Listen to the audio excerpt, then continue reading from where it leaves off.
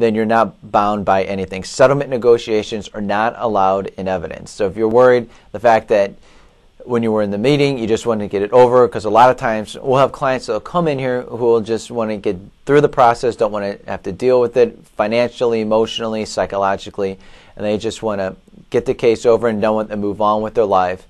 And then afterwards, they've given up everything to their other spouse, and now she's got the house, the kids, child support, maintenance, and you're having what I indicated earlier to be buyer's remorse. Now, if you decide that you do not want to settle the case after you agree to at your wife's attorney's office, I would hire an attorney, file the actual petition for dissolution, or if one has been filed against you, make sure that you get an answer and counter petition on file. If you have exceeded the 30 days in which you are allowed to answer the petition for dissolution, you're going to file what's called a motion for leave, and in that motion for leave, you're asking the court permission to file an answer out of time. And in this particular case, if you have exceeded the 30 days, then you want to ask the court so you can file an answer outside of the 30-day requirement. That way, you're protecting not only yourself, but you're protecting your financial interests, and if there's any children involved, you're protecting your interests with your children as well. So the most important thing to remember is the fact that you went to your wife's attorney's office and indicated at that particular meeting that the case that you wanted to settle upon certain terms. That's not going to bound you until a judge actually signs off on it. So I would first find out if anything has been filed with the court, if that particular document has been signed and notarized. If not, then nothing can be enforced against you because, one, you didn't sign it, and two, it hasn't been filed with the court. Now, if it has been filed with the court, what you're going to want to do is file the motion to set aside, as long as you're within the 30 days. We have another question from a gentleman that comes from the state of Arkansas. And in this particular question, he wants to know, what are his chances for him to get joint custody? He states that he's been the primary caregiver, he's been feeding, involved in putting the children down for naps, waking them up. I believe that there's another child who is a school age, getting that child to school. The chances of joint custody, depending upon the jurisdiction in Arkansas, I think you stand a fair chance because you've been the primary caregiver. A lot of times courts tend to award primary custody to the parent who has been the primary caregiver. However, courts are now starting to look more towards a joint custody arrangement if both parents are able, willing to parent the child or the children, meaning getting them to bed, make sure homework's done, feeding, bathing, getting them to school, and making sure that they're able to do what they can, not only just at their mom's house, but also at dad's house as well. So in this particular case, what I would suggest is keep a diary or a journal of daily activities that go on. If you can take some time and think about what you have done in the past, and you can put that into a journal, that will only help you if you have to go to court and present your side of the case to the judge. What will happen is, if you're called to the stand to present your side of the evidence to the court, you're going to want to have a journal that you can not only testify to so you can remember what happened back several weeks or several months, but you can also submit that as evidence, and then the court will take that under advisement, and the court will have an actual copy of your journal. So not only will the judge take notes as to what you are testifying to, but then he can cross-reference your notes to actually what has been written down in your journal. So that would be the first step that I would do, is make sure that you have some type of journal, or if you don't want to take the time to write out a journal, then get out a calendar and mark the days that you have the child or the children, and maybe just some little notations on what happened, what transpired, what did you do, what did mom do, what did mom not do. Or you can keep a journal of what mom did not do if you didn't want to take the time to actually list everything that you have done with your child or your children. We have another question that has been presented to us that comes from the state of Texas.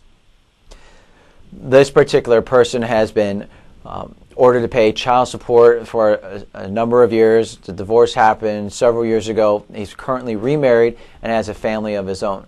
However, in this particular situation, it appears as if he has lost his job and is now disabled and is on disability and receiving a de minimis amount each month. Unfortunately, since he's been under a child support order based upon probably his income when he actually was divorced, that he's under an order in which he's not going to be able to fully comply with. And so in this particular case, he indicates that the monies that he's receiving each month on disability, half of it is being garnished to pay towards a child support arrearage. And in order to become current in child support under the current situation, it's going to take several years before you're able to become current. And in order to survive off half of what you're getting from your disability, you're going to want to come into court and file what's called a motion to modify. And in particular, what you're going to want to file is the motion to modify the child support. And depending upon what your actual jurisdiction states, you may want to consult a local attorney in the state of Texas. We do have offices in Dallas and Fort Worth as well. And you may want to contact Cordell Cordell at one of those locations and talk to them.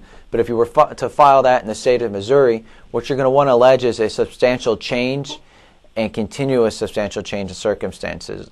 And so in this particular case, what your change of circumstances is, you're not earning the particular income that you were earning at the time of the dissolution.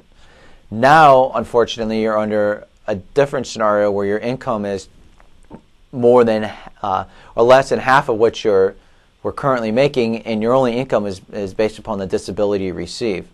Because in Missouri, the way that child support is ordered is under what's called a Form 14. And on a Form 14, the court takes into consideration the gross incomes of the parties, the health insurance that's paid, any extraordinary expense that would be for either the child or the children dealing with medical or any type of educational expenses, if that may or may not have been included in the original Form 14. And then also the overnights. Depending upon the number of overnights that you receive or that you exercise, you'll get a credit, and then the court will come up with what's called a presumed amount for child support. And that's what you're ordered to pay. And so in this particular case, what you're modifying is the actual child support. So you have mom's gross income, and your gross income is going to be different. And so what you're going to want to ask the court to do is lower the child support, modify the child support based upon the current change of circumstances, which would be the monies that you're receiving on disability. However, you want to get that on file sooner than later, because what you're going to also want to seek in the motion to modify is retroactivity. What you're going to want to do is have the court apply retroactive the new child support number. So if the court grants your motion, what you're going to want to have the court do, so if you file it tomorrow, you're going to want to have the court retroact the new child support back to tomorrow. So if the case goes on for 6, 8 months, or however long it takes, then you're not stuck under the current child support order. However, the caveat to this is you're not going to be able to reduce the back support. You're still going to be liable for that because that's a court order that's enforceable. You just need to get into court sooner than later so you can get your motion to modify the child support on file, so then you can take care of the child support. And then the court may or may not apply that to any arrearage from the date of filing moving forward. So that's where the importance of the retroactivity comes into play. Because if you don't ask for it, then the new child support number, if the court grants your motion, will not take effect until the actual order of the court. And depending upon the jurisdiction, some jurisdictions you can get done within 6, 8 months, some take a year, some even take longer than a year.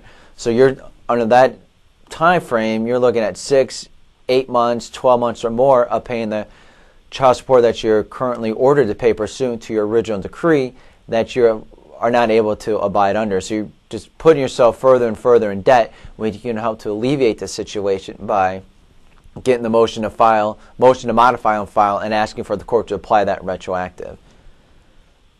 Unfortunately, we're out of time today. You can check out our website. We're constantly updating it. It's DadsDivorce.com. If you want to submit questions, it's Ask a Lawyer. Click on the icon, submit your questions, and hopefully we'll be able to go over the questions in our next weekly podcast. Once again, that's DadsDivorce.com. Thank you.